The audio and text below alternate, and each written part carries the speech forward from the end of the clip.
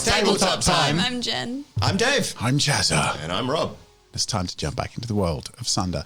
Now, you can jump into the world of Sunder and IRONSPIRE yourself by heading it over to our sponsor, World Anvil, and our page. So there's two places you should check out. If you want to use World Anvil yourself, which I highly recommend if you want to get into world building, go to worldanvil.com/IRONSPIRE and use the code IRONSPIRE to get 40% off. Are you Chromid? Is that what that is?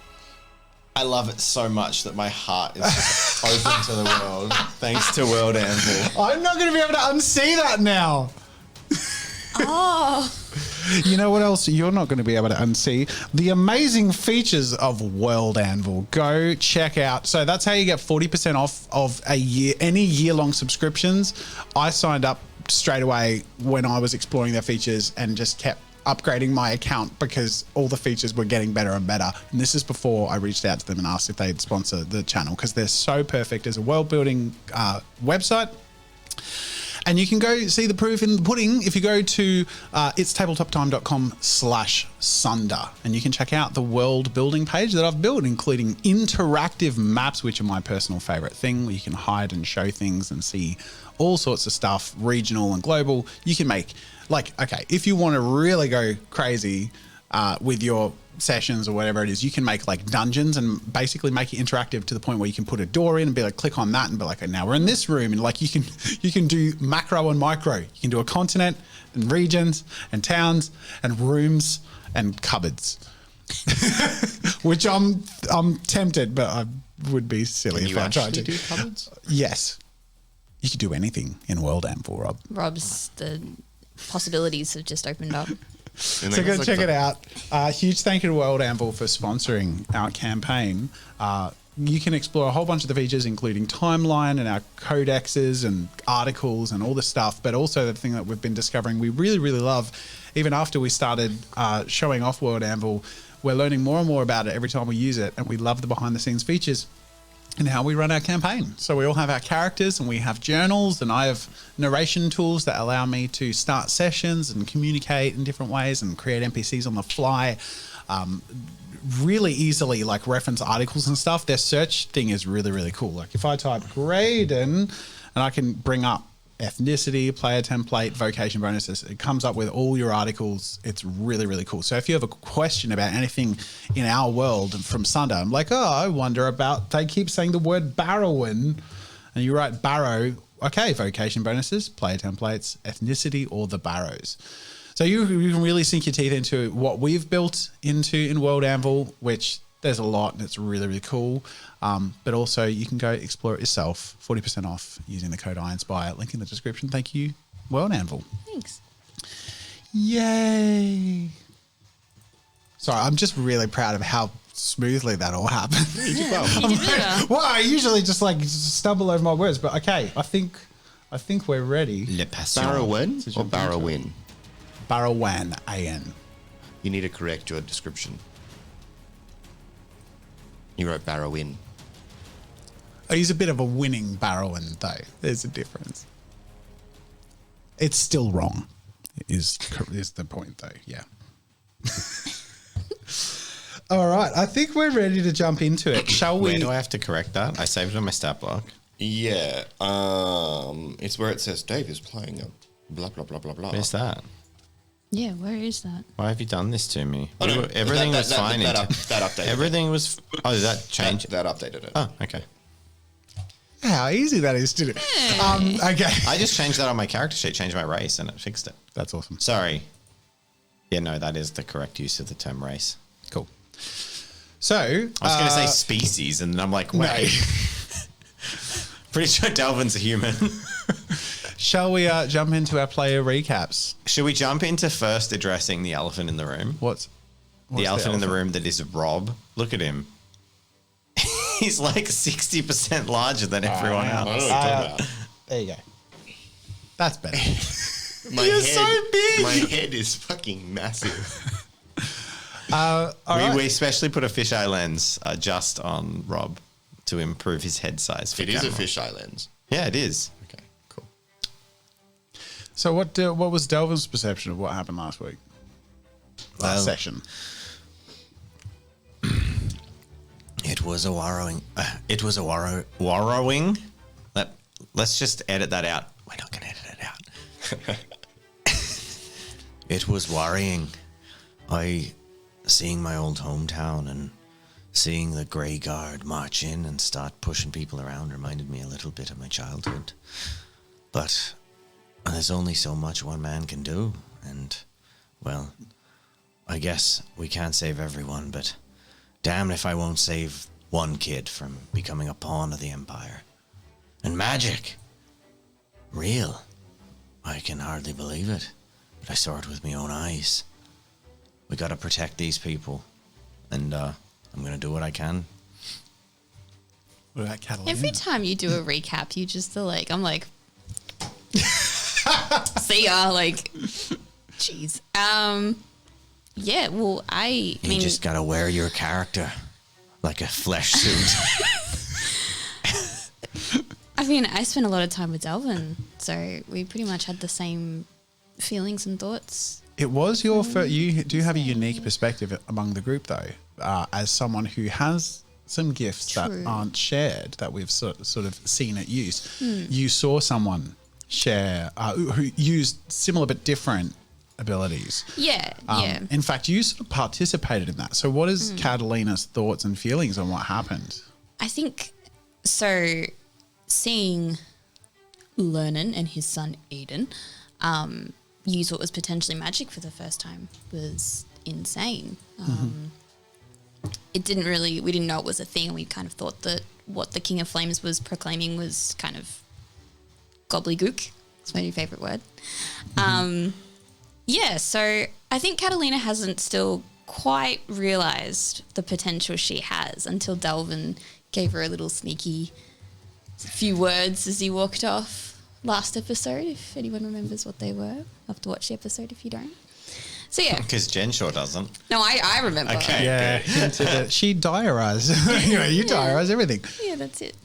And then, yeah, we headed back and we stayed in town for the night, ready for the next day. Cool. That didn't happen. Delvin sets up arrangement to send the family back. We were right back in town and stay in the inn for the night. We were heading to the inn, I think. I don't think we've had the Yeah, night you were yet. on your way. It's We were heading to after. the inn. It's the afternoon. So I'd say it's like the equivalent of 3:30, 4 o'clock. I take back what I said then.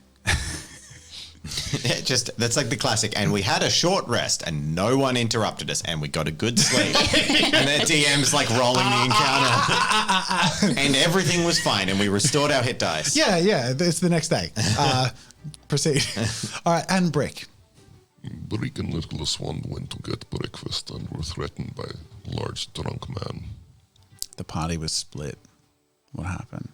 It was dealt with, Was it? kind of. Nobody got stabbed. We went back to the seamstress's house and awaited Delvin and Catalina before moving on. That's it. Okay, cool. So let's jump straight into it. Our party is in amongst the streets and about to head off to the inn, the less dwelt in inn. And in fact, you passed the populated inn on your journey back to sort of reunite at front of the Taylor's home. And it seems that the Iron Guard are basically taking up all the lodgings. The impression you get is that they're not really doing too much to, be overbearing. They're quite, they're more of the elite of the IRONSPIRE guards that travel around, and they seem really just efficient but uninterested in the town at large. But there are a lot of them. So they're all sort of grouped together, dwelling in there. They're aware that has an impact. They actually seem to be acting reasonably respectful from what you've seen and gathered. But the town is definitely dislodged. A lot of people have been murmuring about this and that. But you've been out of town for the most part, so you're actually not fully aware on what's been happening throughout the course of the day, because you left town for a good chunk of the day. Mm-hmm. So you return, and it seems like some of the refugees are sort of picking up their things and packing up, ready to move on the next morning. They have other places they're going. Some that you might recognise from that journey have been looking like they're settling down, and they're going to pack up and stay here. But some people who you recognise to look more like locals seem to be sort of rearranging their affairs too. So everyone is really sort of in a bit of a state of upheaval and either a mix of concern or worry or excitement. But everyone is just sort of affected by this.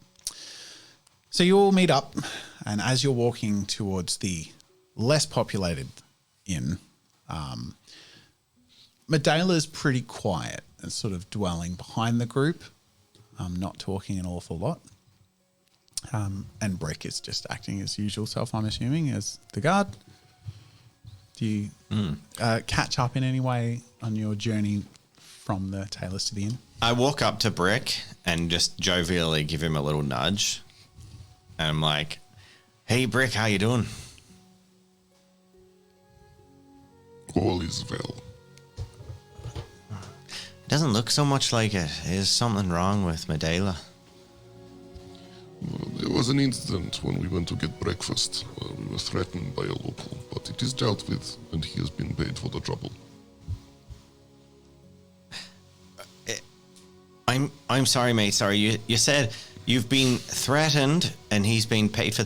Did you get robbed, mate? Technically, we did the robbing. I just. A lot to process there. The littlest one was hungry, and we found we found food. It was someone else's, but we found it. Right. I'd just love to remind you, just out of, the scene, but, you were leaving from breakfast. You were fed. So it's just like, oh, stew. Anyway. Yeah. Second breakfast. I love it, yeah. You're like the little one. The littlest one is growing. She needs sustenance. All right. I slink back and match pace with Medela. She's pretty quiet. She's quiet, but she's sort of looking off into the distance or ahead, seemingly determinedly. And her eyes dart towards you as you sort of drift towards her. I'm like, hey, kid, how you going? I'm okay. Everything is fine. Yes, everything's fine. I've said that lie myself many times over the years. No, you can talk to me, kid. This is my old town, and, well, Brick let it out like nothing happened, but getting robbed can be, mighty upsetting for people. I overheard his recounting. He's correct. I was inappropriate. I will be more careful. Maybe so, but you're just a kid. And you shouldn't have to be through things like that. She looks at you. You roll a perception check. 1, 2, 3, 4, 5 successes. Okay. You are taken aback for just a split second as to how slightly indignant but mature her eyes are when she looks at you. Like you call me a kid. Yeah. But she almost as if spoken to by someone beneath her status is speaking less of her. So it was a reaction, probably due to some, cultural friction or whatever. But she contains it and continues to, she says, I will be more careful and appreciate your concern and openness with me. And she looks ahead and keeps walking. Okay. I walk up beside Catalina and I'm like, oh, maybe you can get through to her. I kind of shrug and just say, she's a kid and they got to learn sometime. Well, then, my experience, Catalina, young ladies perhaps like to bond with older ladies a little bit more than scruffy merchants like me. So, I don't know. Maybe you could cheer her up. If you don't want to, that's your business. She'll be right. Right, I see. They breed him tough in Thanasia. I think there comes a time when all of the children, regardless of gender, have to learn to grow up. And from what Brick recalls, I think it was probably a good lesson for her. All right. Jeez, I didn't... I guess I learned harsher lessons, and I just like people to have a bit of a gentler time of it. But sure, you guys are tough as nails. Good to know nothing will be bothering you on the journey. Oh, Delvin's been so thoughtful, and everyone's like, nah. And Delvin, just kind of like sinks to the middle of the group and just kind of looks like he feels that he's being a little oversensitive maybe. But he's like, why does no one seem to think that a kid getting robbed is, because that's the way he's taken it, is acceptable. But anyway, that's fine. I guess we get to the tavern by then. Yeah, the group's sort of gotten a little quieter. It's almost like everyone's sort of segmented themselves to their natural place of being, which isn't naturally among personalities like each other or adventure saying. You arrive. The inn is very busy and bustling. I should say it's preparing for being very busy and bustling. It is not currently serving guests or ale or anything like that, but there are plenty of sort of people, staff, work staff, obviously all hands on deck prepping kegs and all this stuff, especially because it seems like this is the place that the Grey Guard are going to be lodging, separate from the Iron Guard. They look a little more ragtag, and not all of them are here. There were only a dozen or so that were originally there, but that does seem to be a couple more people in uniform than were there this morning, than were in the town square, but also half the amount of Grey Guard. So there's some new faces that might be recruits or in some sort of early phase of training, and then a few others that must be out and about. Otherwise, the work staff are all going about bustling and doing their thing. Everyone roll a perception check, because there's sort of like a lot to take in at this point in time, I'd say. Feel. Think. And, might be worth saying you got 3, Delvin. Might be worth saying if there's anything you're looking for in particular that might affect what I can give you based on your role as well. Otherwise, it'll be very general. So if you're looking for something. In the tavern? Just in and about, or the people, or whatever. I guess I wouldn't mind seeing a Iron Guard. Is that the next level up from Grey Guard? Are there any Iron Guard in the room that look With your 3? No, there's no Okay. Iron Guard about. It seems like they've sort of separated. Okay. Cool. I think that I want to try and see if there's a good place for us to sit to have like dinner or whatever that's strategically placed so we can overhear people. Great. That's a good 1, 2. Oh, that's a good roll. 5, 6. No, but you notice. Oh, okay. So I shouldn't say no on the outset. You're not inside yet, but actually you notice someone who looks, just from your perception of sort of Barrow townsfolk, to be the person who runs the inn, sitting outside, looking a little bit distraught, but also not super busy compared to everyone else. So you sort of fish him out with your eyes, and you think you could probably speak to him and arrange something. Okay. Brick, you looking out for anything? Just doing my normal bodyguardly duties if possible. If there's going to be people that are going to get in the way, I'd like to use my crowd control So you're looking out for threats. location, but I don't know how that would apply to it. Really. I'd probably just. I could do if you want to assist. Do I assist my Perception. crowd control with perception? No, Or I'd do it. Ooh, perception with crowd control. perception with crowd control. Well, it's the same dice roll regardless. Okay. So no aid with your assist. Perception is 3. I'm going to say there's 5 Grey Guard. Not directly in front of the building, off to the side. They seem to be strapping up and tying up some horses and chatting, some of them rambunctiously. And one of them looks very nervous, but no one looks particularly aggressive or anything. There's no threats immediately. So, you know. Yeah, look, as we're walking, I'll still place myself between them and the party. Okay. Catalina, did you want to approach the innkeeper? I'm going to turn to Delvin first and say, because we were going to come here because we knew that Delvin had spoken to the innkeeper. Is that correct? Was it the innkeeper you spoke to or a friend? It was the innkeeper who he recognised from his childhood. Okay. So I turn to Delvin and I say, like, is this guy over here, is this the guy you talked to? Is it? It is. Oh, that's the one. Should we go have a chat to him? Sure. Get lodgings. Actually, I'll come with you. Great. All right. Walk over. Delvin joins Catalina to approach Kale, who Delvin had actually spoken to first thing this morning, and used the bathing facilities on the back of the inn. The building itself is pretty worse. For where it's big and it's going to serve enough people, big in comparison to some of the other buildings in this town. In Catalina's experience, traveling closer to the capital, it's quite a smallish inn, but big for this town. Cool. Just not the fancy one. Yes, he's sort of like on the ground, sort of like shaking his head a little bit. What's wrong, Kale?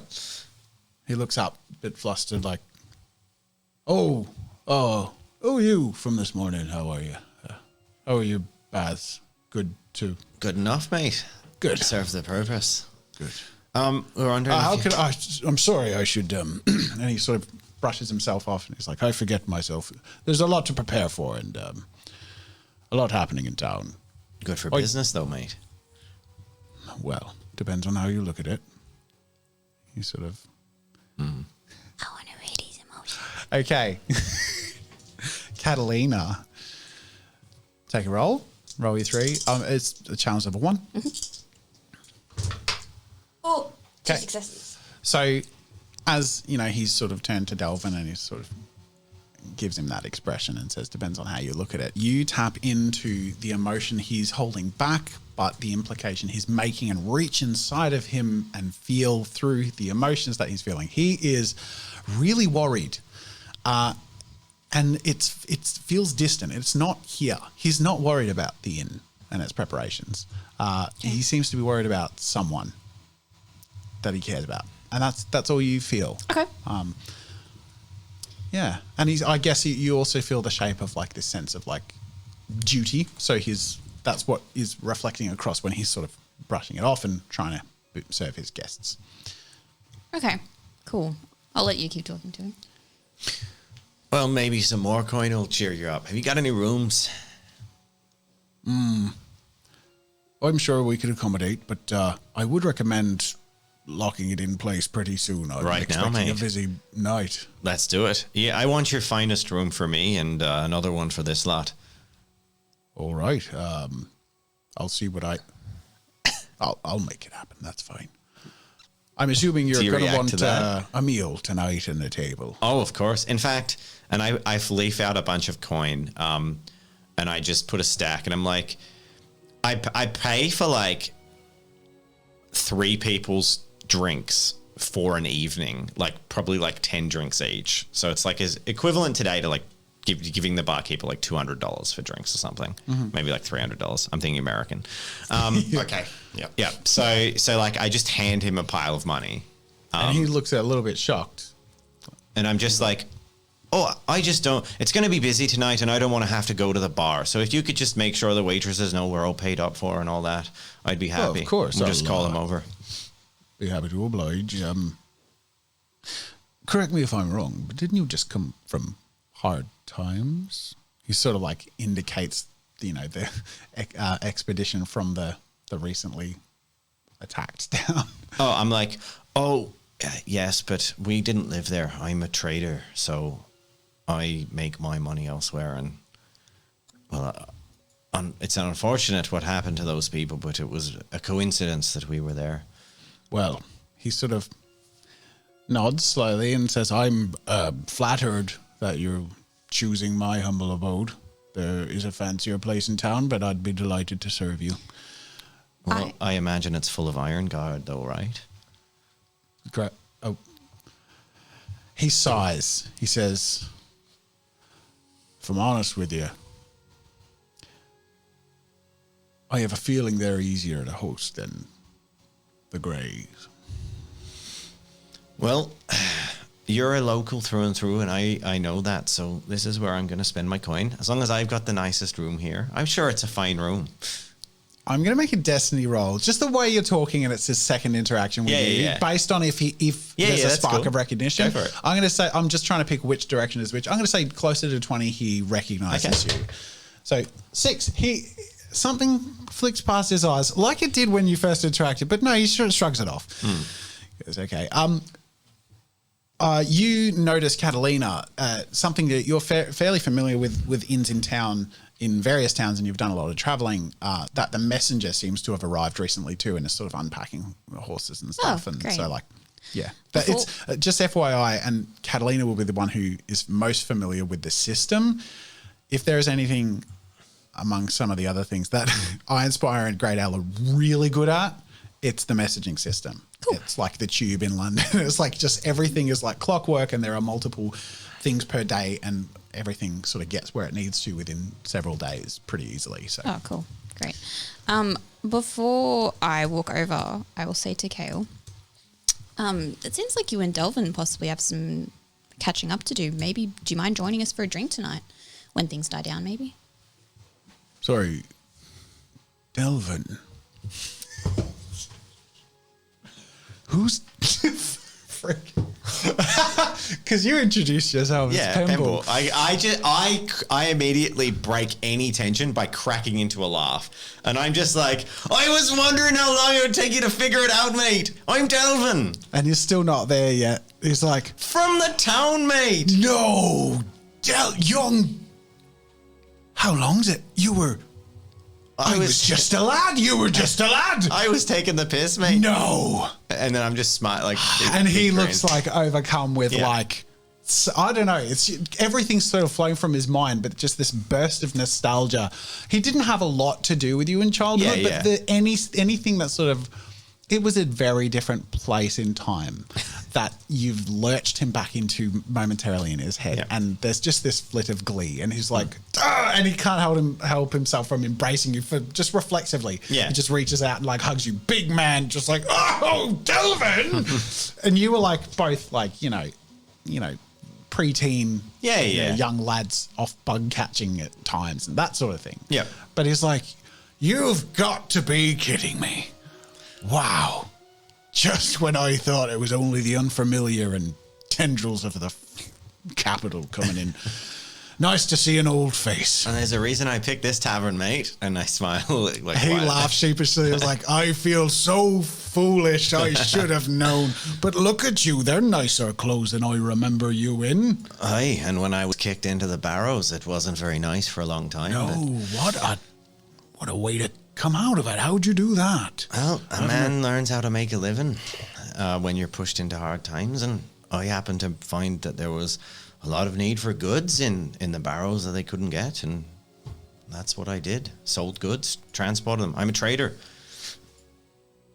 That's how I'm wound up with this, and I lean in quietly enough that hopefully she can't hear, and I'm just like, this beautiful Venetian lady. Roll a perception check. I'm going to say, how much are you trying to hide it? It's just a hush thing. Like, I don't mind if she finds out. It's like me being cheeky. Yeah. Ooh. You she gets 3 successes. Yeah, she overhears it. But you're also slightly distracted, Catalina. Even though you hear that, you also still feeling Kale's emotions. Feel a pretty deep sense of shame creep in when Delvin sort of references being in the subsurface part of the barrows. The implication I think you infer from that is that the people who stayed on the surface, their families, or they will have had to proclaim a loyalty to the king or to IRONSPIRE in some way. So it seems like he is a little sheepish about having stayed in IRONSPIRE. He was a kid, but that feeling will have crept in. Anyways, he sort of chuckles to himself, coming back to, and he goes, we won't be set up for a few hours, but please make yourself at home. I'll organise the rooms for you, keep a table just set aside, and it's good to see you again. He shakes your hand. Sorry for the, he looks at, bit sheepish, but cool. I like this guy. Seems nice. He goes off and busies himself preparing. Meanwhile, Catalina, you would know it'd be a good chance to check the mail, as it were. Let's go do that. There's like 2 mail calls in pretty much every town, and all the inns sort of share the messaging as to where it's all kept and who's gotten what. So, cool. You actually would expect a response from your mother if she knew where you were heading. Great. I will go find that. The messenger's just sort of finished like loading up all the things. He walks off, and one of the tavern keeper sort of walks around and says, "Oh, you're expecting a message, are you?" I am. My name is Catalina. Catalina. All right, let me just... oh, here it is. She pulls it out. Goes, the Nissian seal. Very nice. Don't see that often around these parts. Passes on to you. All right, here you go. Thanks. She gives you Appreciate it. scroll rolled up and Great. in this little packaging thing. I'll wait till we're like settled before I read it. Yep. Cool. What are we gonna do? Hang out? Oh, you know what? This ain't D&D. Kat, what are we gonna do for the afternoon? What, Don't it's have late. to ask out of character. I'll just ask you in character. It's late afternoon now. Or... It's an hour or two away from any time someone would expect food to be served. Okay. People are still pretty busy around there. It's like, when you're in a cafe after shutdown or before they're set up. It's like just a bit like they're doing their thing. So it'll be weird to sort of go in there and hang about. You might feel like a bit of a nuisance. So it's entirely up to you guys. What do you say to Delvin? I think it's best probably if we gather our lodgings, put everything down. I have a response I need to read. Right. Well, I'm planning on... We'll head off tomorrow, right? Yeah. I mean, you seemed pretty concerned about Medela. Maybe you should go hang out with her for a bit. I was thinking just that. But then at about 6 o'clock... That's beer o'clock, mate. It's fine by me. I've got some catching up to do. I reckon there'd be a few people I recognise around town.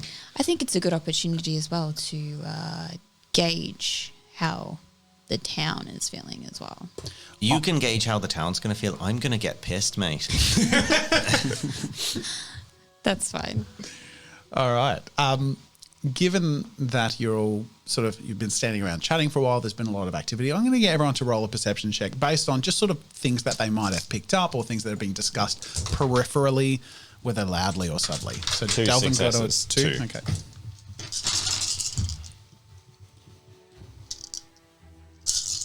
Perception, yeah. Yeah. Whoa, good roll. Oh my god. How many dice do you have? I don't know. It was like You're a very perceptive What'd you get? girl. 6, 5 or 6? 5, I think. 6. Wow. Brick get 2 success. I thought that was actually interesting. Okay, and 2 to Brick. So if you ever need... Brick is pretty distracted. Brick is standing there just sort of watching Medela.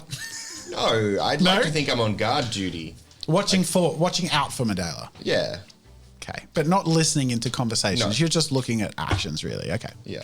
If Brick ever dies... No, sorry, if Delvin ever dies, I will come into character and I will play Mortar. And we will have duo. Brick and Mortar. Okay, sorry. Delvin gets distracted from listening to any conversations. His mind's pretty much on the feastings tonight, I'm assuming. Yeah, well, I'm not paying much attention because I have a plan for the afternoon, how I'm going to spend the afternoon. Okay. But you do notice a freshly skewered pig ready to be, if dinner's soon, it'll have been roasting for a little bit. So Yeah. you catch that wafting of pork and the smell of the crackling And fire. I cannot wait for some pork and beer. Yeah. It's going to be good. Just mix 6 them in o'clock together and swirl them and with some chuck- gravy yeah. and some sauerkraut and some mash. All right. Catalina, however, you're really getting a scope for the area, listening to the different conversations. You notice the Grey Guards are chatting boisterously about the time they're going to have tonight. They're really excited. It's almost a little bit like high schoolers on a field trip. It's like that sense of like, Does it seem- there are going to be less people paying attention to us here, so we get to unwind a little bit. Does it seem like not like a final night, but like it's after this, it's going to be Tomorrow- hard work?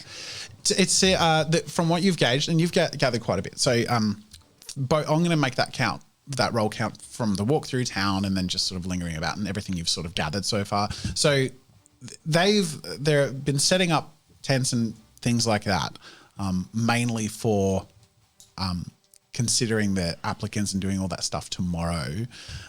It might go on further than that, but it seems like there aren't a lot of people stepping forward. From what you've gauged, there have been a couple of new recruits to the Grey Guard, and there hasn't been at least one person, from what you can gather, who actually stepped forward with their family to prove their magical abilities and seem to have. So everyone's pretty shocked about that. So that's been a topic of conversation. You also Wait, gather... someone has or no one has? Someone has, one person. You just gather that there was a girl and her family stepped forward, late teenager, young adult, but sort of still with her family. So that's all you gather, is that someone came forward with abilities. And you also notice the rumours, you've heard like reference to this in two separate places. One on the walk through town and another just with another group of people around the inn, sort of. There's a curiosity you're sensing about the town soothsayer, the local witch doctor, or what would you call her? Sort of like a fortune teller. Because she's made a little profession from working on people's superstitions a little bit. You know, you don't know anything about this person or their personality, but you know there was someone who was professionally referencing their mystical abilities, who either now everyone knows has to either prove it and prove their loyalty to the king or submit themselves, or obviously be outed as not having them. So the people are more like, is she going to or is she not? Yeah. Okay. Like there's a curiosity. Cool. Some are a little worried, like, you know, what are they, you know. Do people she's an generally, old lady or whatever. Yeah, do they think that she's like a nice person or? Yeah, she's not talked badly about from anyone referencing her, but the situation is certainly one that people are like, what is going to happen to her? Yeah. Okay. Yeah. Cool. Great. Awesome. Yeah. You probably will have overheard that one or two people will have dobbed her in to the Iron Guard or the Grey Guard. So she's sort of in a pickle. That's everything we've gathered, which is, you know, quite a bit of a, you have a bit of a feel for where things are at. Cool. Great. Cool. I'd like to go read the response from my mum first. Okay. Do you do this in private? Yes. Okay. So you head around the corner. I'll read it to you in your mother's voice, but I'm going to then get you to make a perception check. Okay. Using one of your Thanisian scholar abilities. We'll get to that. Catalina, I am pleased to have heard from you, though your panic is misplaced, child. It does not surprise me that a Barrowan town is in disarray. I would hope that you have learned by this stage that leadership is not a Barrowan asset. Please rest assured there is no cause for concern. The King of Flames, as he has declared himself, is proving to be a worthy leader. Perhaps if Felton were more loyal to the king, they would not have met his wrath of flames. I have been assigned as the head of goods and trade in Bartwell Keep in aid of the king's growing military. So my movement is limited due to the demands of my commission. However, if you are near enough to the capital again, I would be pleased to see you for a visit, though I understand my time is limited. My advice to you, Catalina, is be loyal to this nation on behalf of Tunisia. The king is powerful and graceful and will surely lead the land to a new united prosperity. Hail the King of Flames, Fleur. Great. Now, make a check. What are your Thanisian abilities? Like, what is, as far as your vocations go? Oh, I have, so just trade, barter, and that's art knowledge, and then small weapon, and then the magic is a separate one. Okay. I say, make a general knowledge check. I'm going to give you +2, and it's a challenge level 3. I don't think I need the +2, but I'll take it anyway. Oh, you general knowledge king. Another 8 as well. Yeah. It's in your it's meant to be in your favour. Oh, that's 4 successes. Oh, okay. That felt too close. Okay. Now, you know as a Thanisian that there is a mode of communicating that Thanisians are very careful to adopt when not in their homeland. So you know to read between the lines. And in fact, what you're doing is you're reading this. First you read it and you know to read it a little bit removed from what is read as the intent of the letter. Yep. But then you read through again, you're looking for signs, tweaks in the handwriting and language. It is written in Thanisian. Basically, you're expecting some sort of a code. You're looking for innuendo and you're sort of deciphering where it is in the letter. And you figure it out and you discover the parts that are essentially written in tones of opposites. Essentially, like, it's very subtle, but it's like the a slight italicized nature of it, or the little dot used on the shape and the blah, blah, blah. There will have been modes that the families create amongst each other to communicate securely, because passing on information is the Phoenician point of pride, and it getting intercepted even by other Phoenicians who you never know in these parts can be trusted. Sure. So reading through the letter again, you know that when she says, please rest assured there is no cause for concern, it basically reads to you as, there is cause for concern. Okay. It's opposite. Yeah. You also read opposite in when she goes, the King of Flames, as he has declared himself, is, and then intoning the opposite, proving to be a worthy leader. You infer he is not proving to be a worthy leader. Okay. I have been assigned the head of goods, blah, blah, blah, to aid in the king's growing military. The growing is written in a way that is emphasized. It's written to downplay it and just explain her role. You read it like they're preparing for something. Mm-hmm. And then towards the end of the letter, when it says the king is powerful and graceful and will surely lead the land to a new united prosperity, that is written in a derisive sort of, this ain't going to happen. Yeah. So you know on a surface level what she's doing. Okay. She's covering her ass. Yeah. She's trying to give you some information, but she's also very much being her mother. So she's not really responding to what you're worried about. But to anyone else, it looks like just a very pleasing. 100%. All praise the King of Flames. Yeah, 100%. Great. Yeah. So you actually take some comfort in that letter, I'm assuming. Well, yes, and it's also a little bit terrifying, but I suppose that's kind of a good thing that we seem to be on the same level. Okay. Yeah. Wow. Wow. So that's a lot that you're processing right now. Yeah. I'm happy to skip to someone else for a bit. Okay. I'm going to decide what I want to do. I think we need to see Brick. What's Brick doing? So everyone's gotten engaged for things. It seems Delvin's really looking forward to things tonight. It seems to have some sort of plan. I have an afternoon plan. An afternoon which plan. will probably involve Brick, but let's get some Brick action first. Brick it up, boy. If we're just standing around outside the inn, I'm going to start training. Oh my God. Okay. Okay. I'm just gonna roll. I've been big into Stargate recently, and you are just my tilk right now. Okay. That was Destiny roll 13. That wasn't necessarily if people notice you, because people notice you. Everyone notices you. You're huge.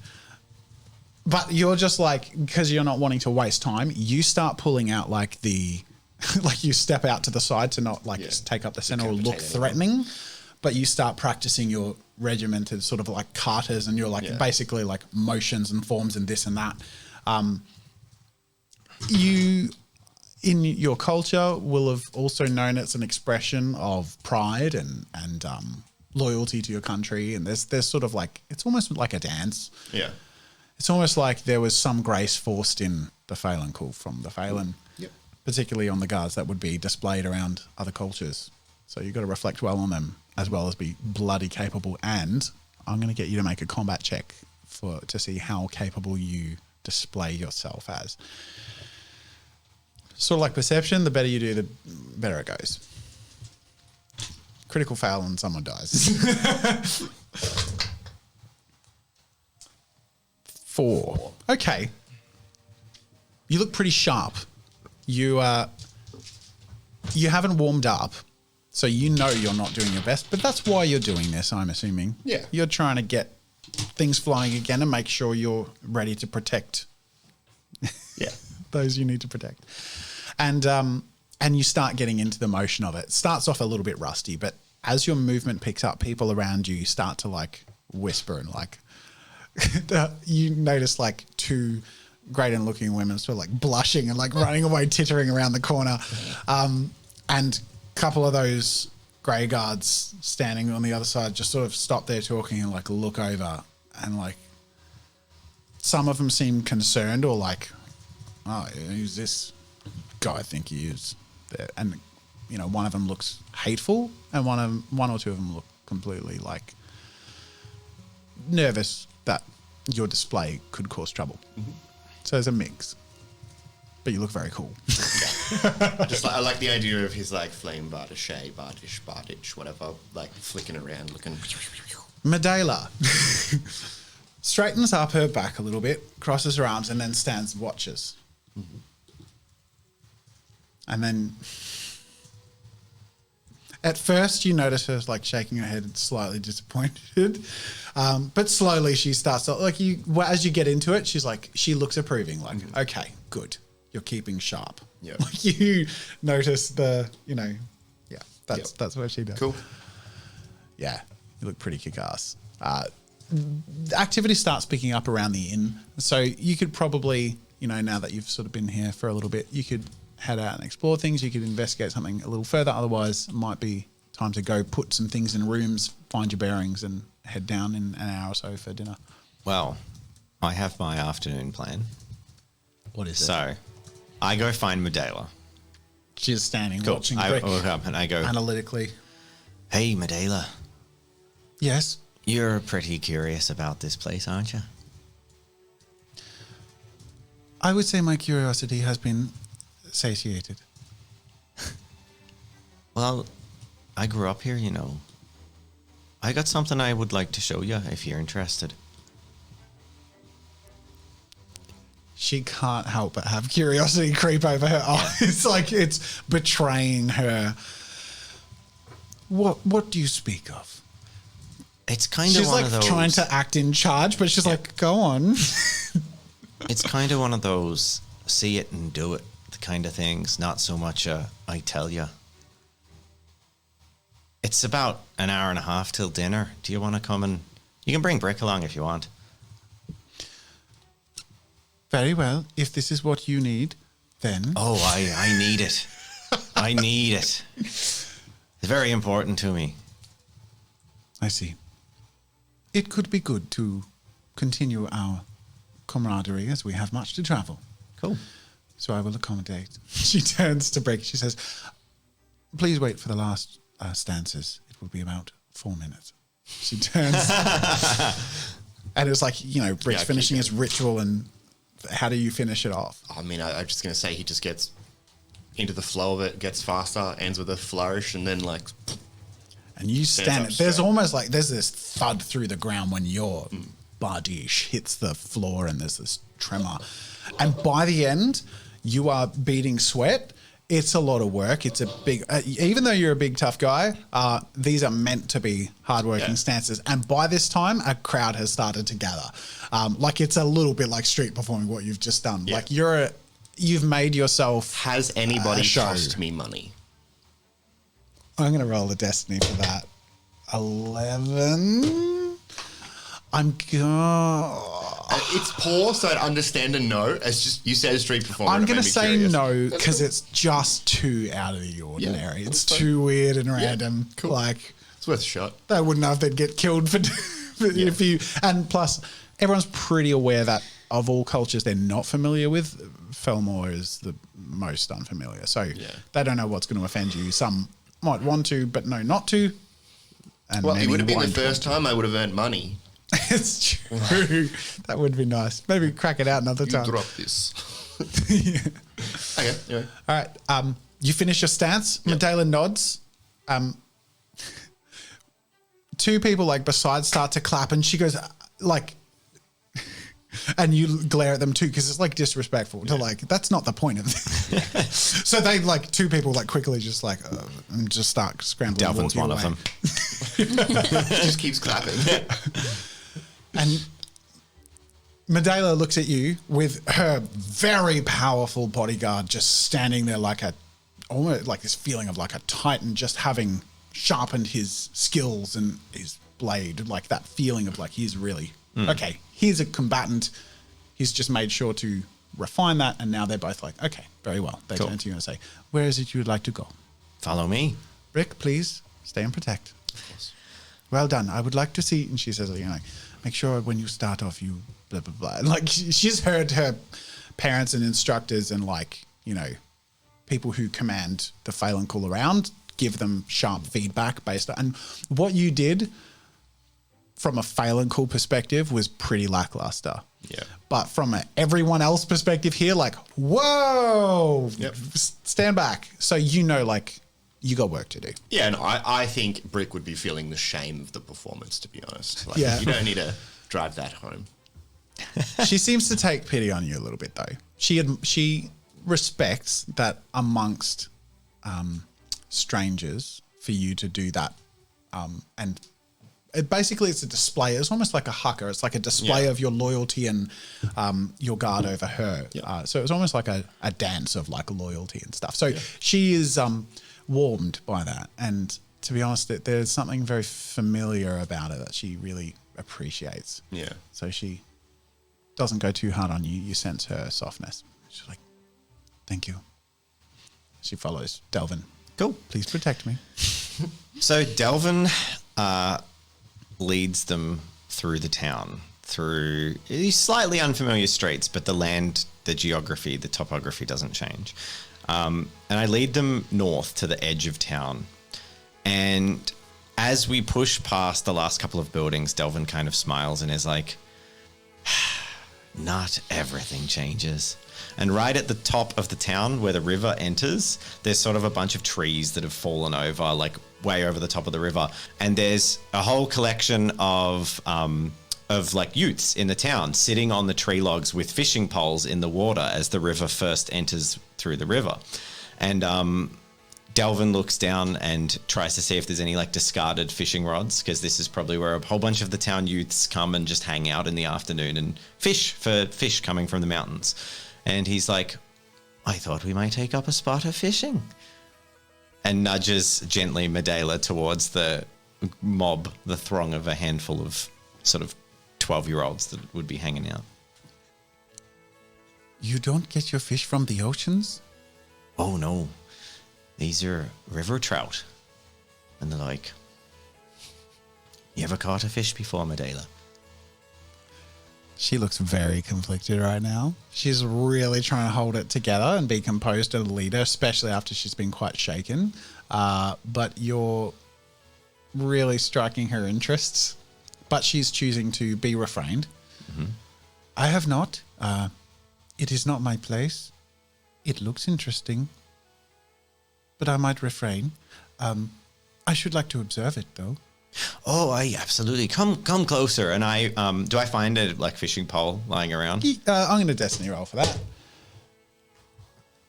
8. You could rustle one together. It won't be great, but okay. you I could scratch something together with bits and pieces. You used to do it as a kid, and you're feeling nostalgic.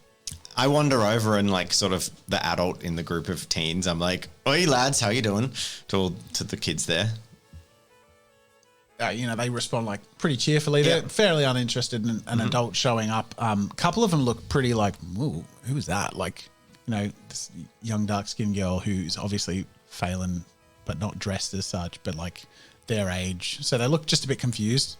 I sit down on the thing deliberately, like going, whoa, and like pretending like I'm about to slip off the log and kind of making like a bit of an idiot of myself in the process.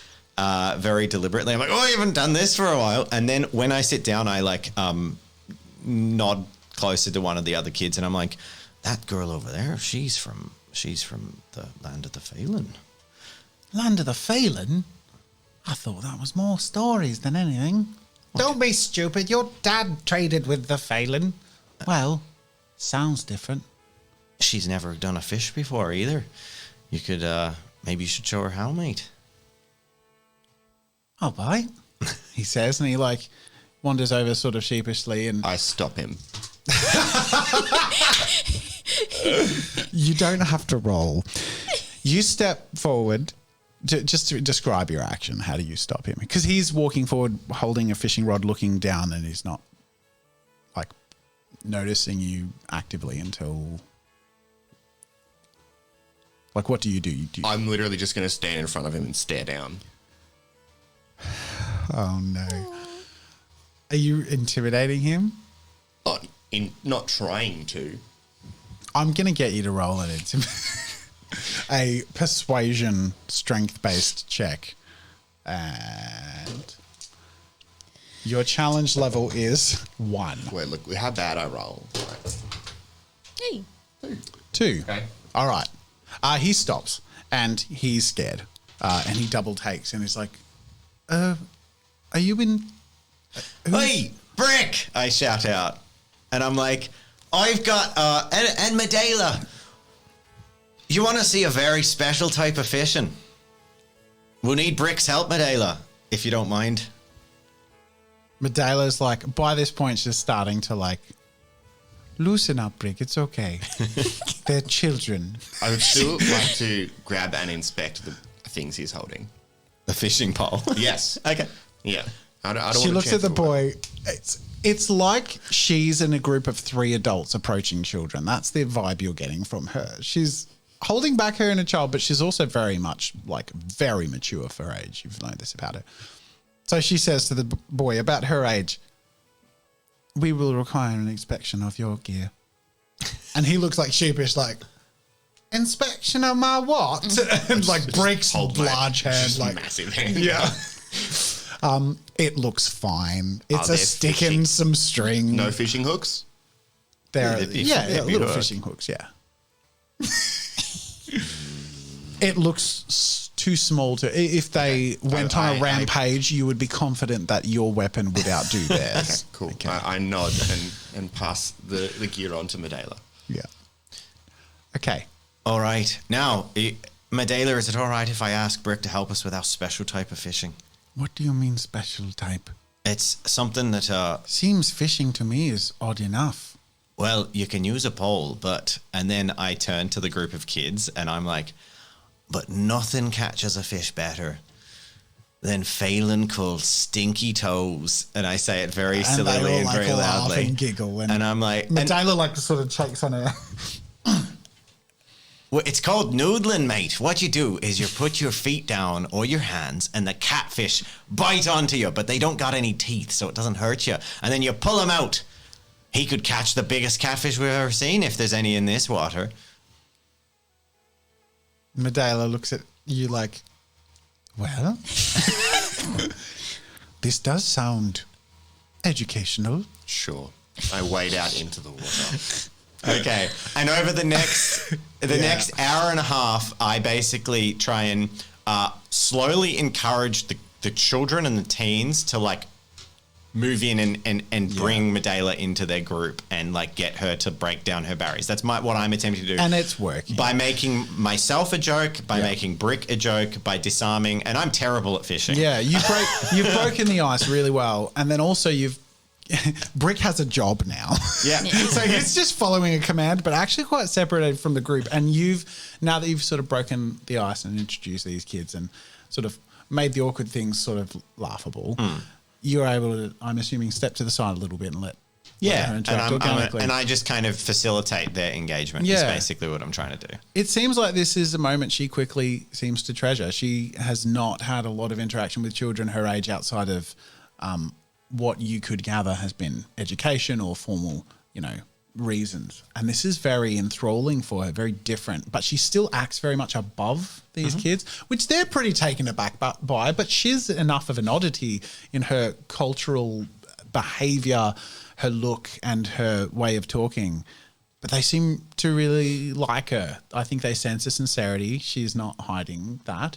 And they really get along and they start playing for an hour. But you're noticing, after even catching a couple of fish, which, she's very enamored by. She's never seen these wriggly floppy fish like this before, and it's very, very interesting. This is a real little adventure for her that you've set up. Cool. But the sun's starting to get quite low in the sky, and some of the kids are like, oh, we better get back before Mom's like, with everything's been happening, we should go, mister. And madam, he says, like, unsure. And ma'am, says the other one. And they like wander off. They're like, and one of them comes back and like says, it's nice to meet you. And like runs back off. Does Brick catch a fish with his noodling? I was just thinking, I feel like I've walked out into the water with no idea what I'm doing, and I'm just standing there expecting my stinky toes to do something. If it doesn't do anything after an hour, I'm literally just going to try and grab one. Does it do anything in after an hour? Oh, it does. You've got a couple of catfish sort of swimming around the bottom mud-dwelling parts of your, river. You're standing in the deep. Yep. Your new outfit fairly soaked from the waist down, but you're watching them. I'm going to say you can attempt to grab one. Grip? Or survival. I'll let you pick. Grip. Plunge that hand. No, do it with your toes. Give it a nibble and just like grab with your toes. I want to see the toe grip check. The first official toe grip check. I don't have proficiency in toe Toe. grip. No, it's all grip, mate. What's the challenge level? 3. Specialized stuff. Catch a catfish by the toe. Oh, You got it. 4 successes.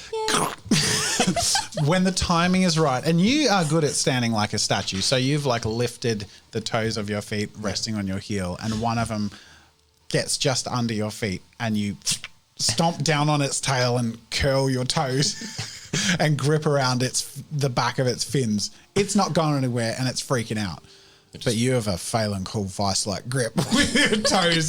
Just reach. If I'm keeping the position with my foot, I'm going to reach down and grab it with my hands. Yeah. Just throw it to shore. The sun's setting, everyone's sort of dispersing, and you come to shore with a half-crushed fish, half-crushed with your toes.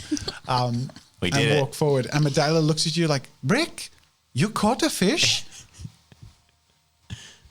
It was slow and it got onto my toes. Boy, that's the stink that'll do that. Draws them in. She's giggling pretty freely at this point. I wouldn't recommend eating it, though. And Medela giggles further, and then you all sort of. If you don't want, I gesture to the fish, and as one of the last kids is packing up to go home that maybe didn't catch one, I'm like, "Oh, you take this home to your family. May as well go home with something, kid." Thank you, sir. And he And takes then- it yeah, and cool. wanders off. And then we head back to the tavern to start getting drunk. You hear whispers as they're wandering off. Like a couple of these kids were like, "These foreigners aren't so bad, you know. They're way more friendly than I thought." You get back to the inn. It is bustling. I should probably ask, what has Catalina been doing this time? Is there anything you want to sort of role play through in that period? yes. There's 2 things I want to do. Yep. First of all, I want to go visit this fortune teller lady and see if she's around. Okay. If she's not, that's fine. The second thing I want to do is find out who this girl with the family that presented with magical powers is, and are they still in town? Okay, which would you like to do The first? fortune teller. The fortune teller. Yeah. As you ask around, you actually get a reference pretty quickly that she's a relation to the inn owner. Oh, okay. And knowing his emotional state, you can approach him and ask him about it. This is after, the others have been gone for 20 minutes or so. You're getting engaged for things. You've been reading through your letter. So it's still, we're rewinding time a little bit, but you can approach Kale, who's somewhat busy sort of polishing some glasses. And, "Oh, hello there, madam. Hello. How can I help you? Your rooms are ready, by the way. So Thank feel you. free to make yourselves at home." Thank you. I'm here to inquire about the local fortune teller you have in town. He stops dead. It's like, I'm going to say you still have a distant grasp on his feelings. So he seems almost pained, like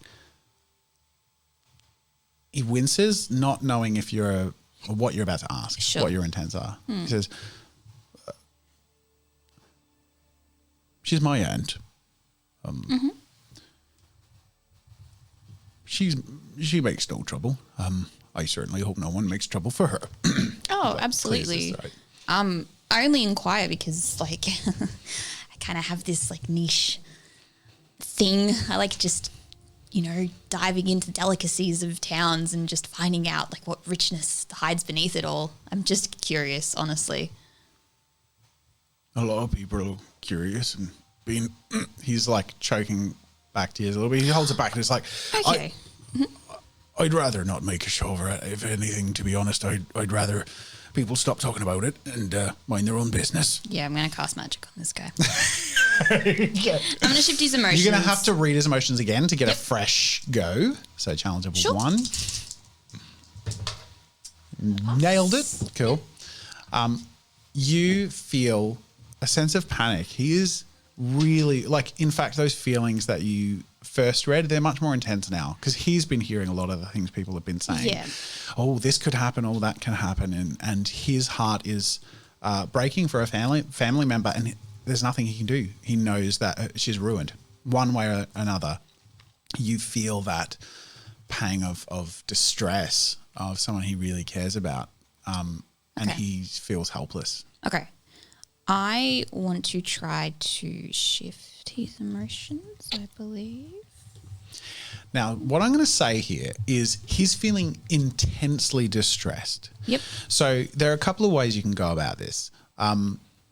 Because shifting an emotion to a different emotion can be quite difficult if the emotion is strong. Okay. And Yep. what you're shifting it to is a different strength.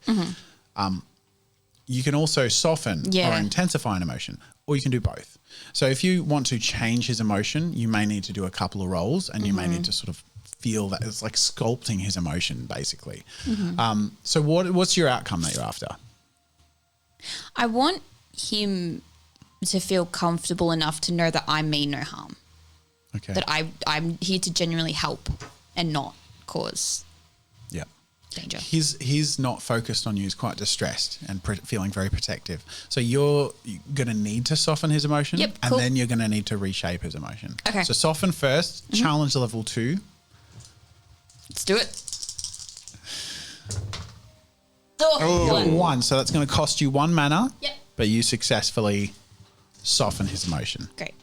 So his distress, like as you're talking to him, and usually you manage to do this through the course of conversation, especially because you know, now that you're becoming more aware of it, you're sort of analyzing how you've always been so convincing, and you're actually sort of actively observing how you're doing this. It's always been gut-based. Whereas now that you're doing it, you're noticing, okay, I'm talking through this in a way that like I can feel myself changing them as I'm talking, but you're using talking as a mechanism to sort of cover what you're doing. You could do it without talking. Yeah. Yeah. But that's how you've been doing it subconsciously. Now you're doing it consciously, and it's interesting to observe. But you notice him at ease by the end of that portion of the conversation. Now you can roll to shift his emotion from fear, which he's still feeling, but it's much more subdued, to a feeling of safety, or at least being able to trust you. It's softer, but I'm still going to say it's challenge level 2. Okay. Let's roll 3 again. Yeah. Still I've 3. lost, yep. Still throw 3 to roll with, but you have 2 mana. You got 3, so you smashed it. Cool. And through the course of conversation, he's taking comfort in you. Like all of a sudden, you instill in him the feeling that you get when it's really good to get something off your chest. It's really nice to talk to someone who's safe when no one else is understanding. And he's welling up, but he's controlling himself because he's trying to be a professional. He's hiding his conversation a bit, but he's like, my Aunt Elspeth never did no one no harm, and she really means well, and I'm not sure, does she have a gift? I always rolled my shoulders, but is she proper to the king now? I couldn't imagine what's in store for her or how to help. You wouldn't know how to help her, would you? You seem capable and well-traveled. Potentially. I would love to meet her if that's at all possible. Now, look, I can't leave. I've got a lot to look after. Otherwise, I'd take you to her. But tell you what, and he draws out a little map on, just scribbles it, fingers the table, and just sort of mentions, like, okay, oh, here and blah blah. And he directs you to where to go, to the back entrance that the family makes, which is sort of behind her work area. So you know how to get to her back entrance or where her front door is. Cool. But he also gives you just like a few things that you can mention just to Persuade her. reassure her that you're attending on his behalf and Great. with her needs in mind. Great. While I still have his attention, I also want to ask if he knows anything about this girl and family that have been presented to the king, or that have shown magical powers. No, I don't know her personally. No, it made quite a stir, though. They expected her to show it off in the middle of town. Oh. Made things float, she did. Never seen anything like it in my life. I thought that general man the other day, earlier today, was lying on behalf of this king, but it certainly has me reconsidering and worried. Okay, so the town observed this? Indeed, she did. In front of everyone. That's interesting. A proclamation for the king's power. It's like showing off their new property, if you know what I mean. Right. Was she by herself or was her family in attendance? Her family was there. Okay. All Really looked after, I hear. Interesting. Well, thank you for your time. I suppose we'll see you later tonight.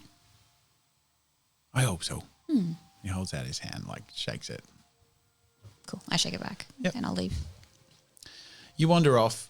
The outside of the inn immediately is pretty bustling. There's even like a line, sort of like a few people who have been rejected from getting rooms. Travelers, in fact, who had rooms have been outbid by some of the Grey Guard or other people who are just like, now there's like, okay, people are basically like willing to sell off their room rates just because they're getting extra coin from travelers who have a lot more coin. So there's just a lot of bustling, but displacement. You move through and past that. It's getting late. It's not quite sun setting yet, but the sky is sort of showing hues of dimming. Yep. You work your way to the house of this older lady, Elspeth, his aunt. Yep. You arrive, and there isn't anyone at the front door. A few people walk past you at one point. They're sort of whispering, like, "Oh, I think that's. Oh, yeah, I wonder if they've been in there for a while now." Roll perception.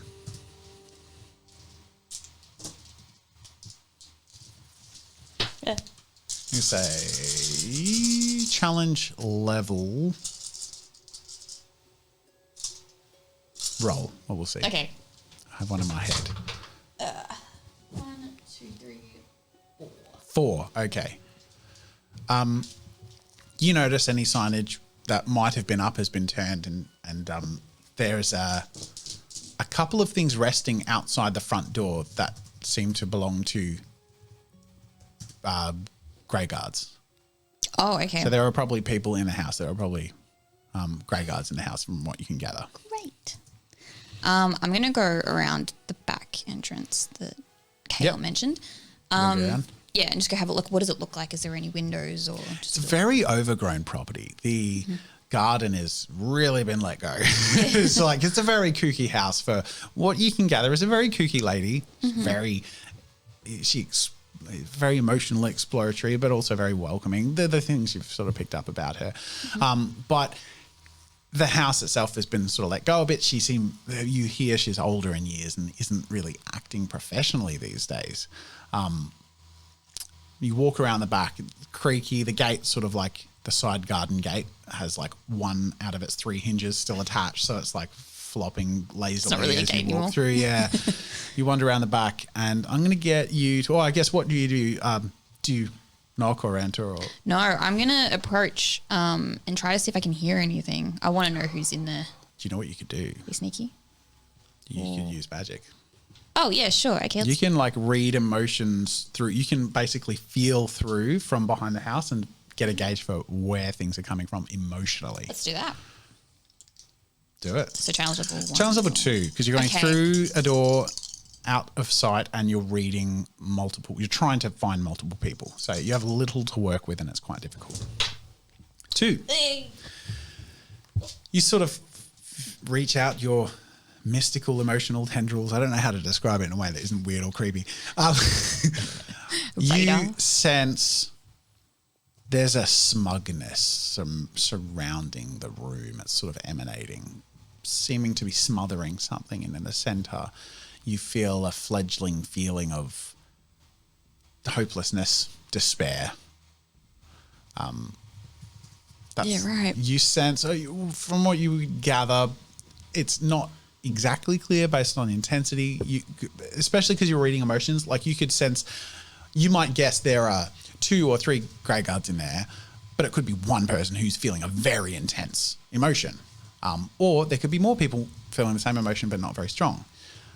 But you're fairly confident that there's like 2 or 3 Grey Guards and one worried person. Okay. I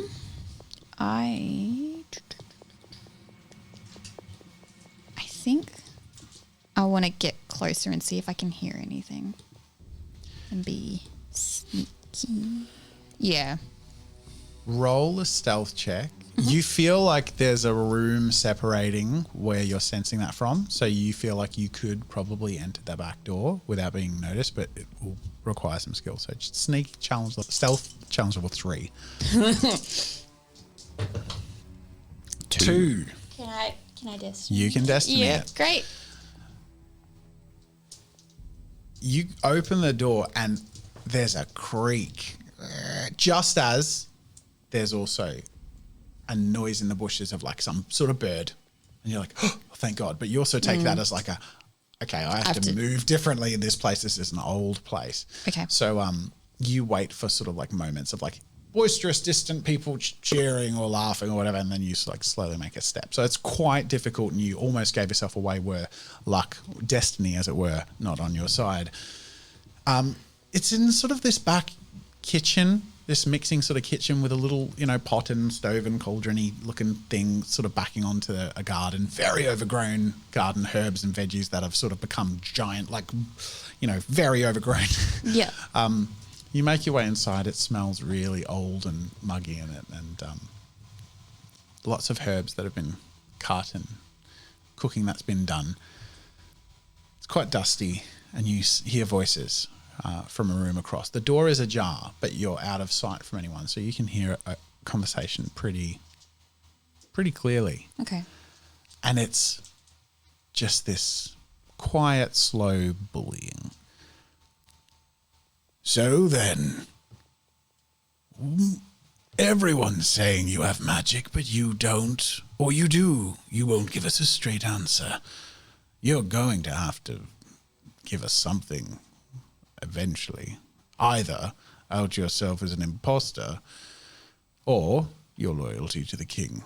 Otherwise, we will find out one way or another. And we have a friend you might meet tomorrow who will certainly make sure we get that answer. So I recommend, says another one of them, that you play nice and you tell us a future, maybe. One of them chuckles. She goes like, I really don't mean no bother. I don't even quite know how to explain it, really. And she seems nervous to say, oh, out with it. Come on, you're wasting our time. And the other one's like, oh, come on, Russ, I want to go get a drink. Like, you'll get your drink. We're going to do our job. We can do our job tomorrow. She's old and senile.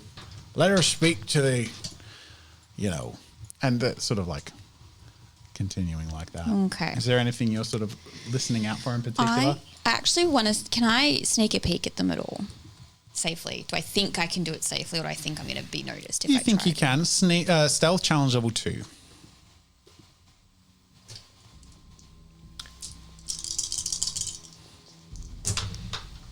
Two successes. Nice. Feel intense? I basically just want to know who the most intimidating person in the room, and what do they look like?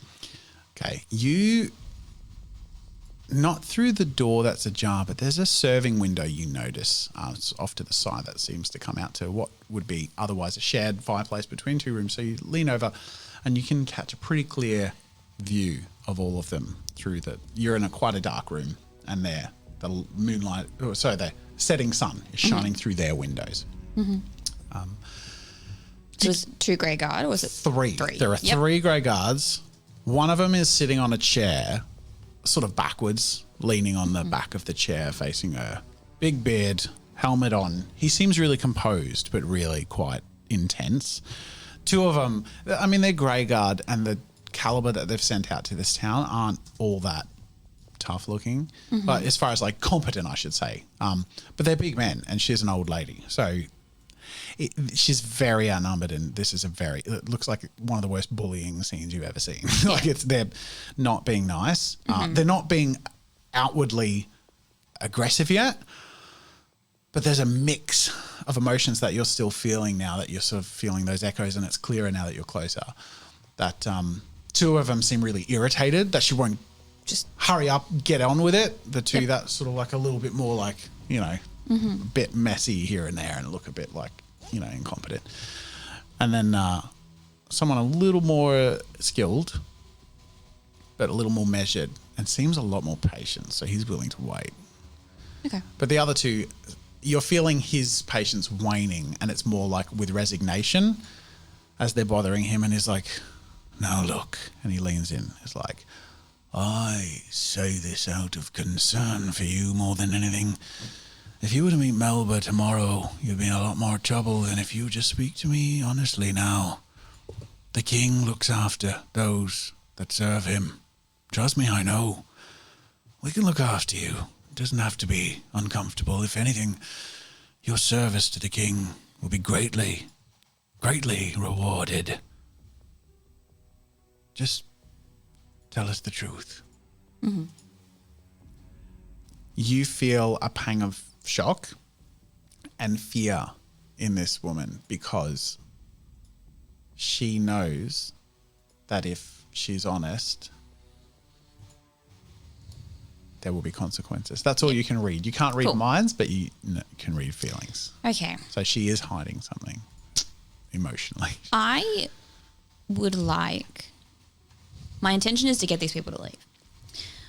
I want to try to amplify, if I feel like this is possible. Yeah. The other two's need to leave. That's a great, So that sense of irritation, it's sort of between giving up and being really pissed off. Yeah. So you can, especially, I'm going to say you've read their emotions. So I'm going to say challenge level 2 for 2 people, Sure. but it's in that realm. You're just going to push them to like, let's just go. Yeah. Like that's where you're aiming at. So Yeah. challenge level 2 with your magic. 1. It's going to cost you mana. Yep, that's fine. Okay. What this feels like when you're not quite focused enough, when you're channeling people's emotions, it's almost like, especially in a situation like this where it's very intense, there's a lot at stake, your focus is a little looser. So all the magic is there. You feel that resource. As you go to use it and sort of focus it and harness it to direct and amplify or move people's emotions, it's more like inefficiency is the reason you lose the magic or spend the mana. It's like you're a bit, it's harder to control in these circumstances, and then it just, you lose some of that resource as you send it out to do its thing. Yep. But you do effectively, they both just like, just slump, just like, listen, she's not going to speak up. And it's like, I understand that we're to do our job, but we've been doing our job all day and we've been traveling all night. Surely we could just let it be, and Mel will handle it tomorrow. And the one sort of in charge is like, really great to have backup from competent guardsmen, isn't it? I do give you warning, lady. Tomorrow, you will stand before Melba. I will leave a guard at your door, and you will not leave this town until you account for the abilities which we hear you have. And you will either prove that you do or do not have them. Do I make myself clear? And she begins weeping. Mm-hmm. Very well, bastards. Let's go. They walk out. It's like, I can't try. And as they're sort of standing up and stomping through up to the door, it's like, I can't trust either of you with this bloody door. I'll go have to find Marcus and put him here. Cool. Oh, Marcus, he's can't party dry anyway. Can't handle his ale, so might as well stand straight. Awesome. Yep. And they wander off. You wait a moment, and she cries a bit louder once they're out of earshot. Great. And I think that's where we'll have to end it. I think that's where we'll have to end it for the session. You're in the house. Yeah. We've had 2 very different sort of adventures. I keep splitting the party. Very carefree and very careful and scary. It's nice though to sort of experience the world in different perspectives and different people and places. You know, it has its benefits. That's true. All right. Well, thank you all so much. And most of all, thank you to our lovely patrons. They're there. Look at that. Oh, no, they're below me. I'm used to them being above me. Happy birthday. Happy birthday. I joined Say in. it. You I gotta just say bulldozed it. over you. Blue Cat No, Pie. I'm Jazzy, sorry. you say I took it away from Rob. Go, Rob. Happy birthday, Blue Cat Pie. Sägas la light de la be. Something about drinking whale milk, right? Il hud av saltera reinest plus desalterant. I can't believe you guys Dark Fox. read stuff in other languages. Professor X 1718. Earth Angels Tarot. Rain Aya. Nick. Tickle Duck. E.G. Macy. Thank you all so much for Thanks, your everyone. continued support. We hope you've enjoyed chapter 4. Indeed. In the meantime, we're actually this isn't where it ends with our patrons because we party gonna after. go have an after party. Yeah, we're gonna go hang out. We're after every role play session. We have an after party on Discord privately with our patrons, our patron supporters. So Little bit we're of a looking chat. forward to seeing them all there. Bit of a one-on-one Q&A, hang out, chat about stuff. But otherwise, that is it for this video on YouTube. And thank you all so much for watching.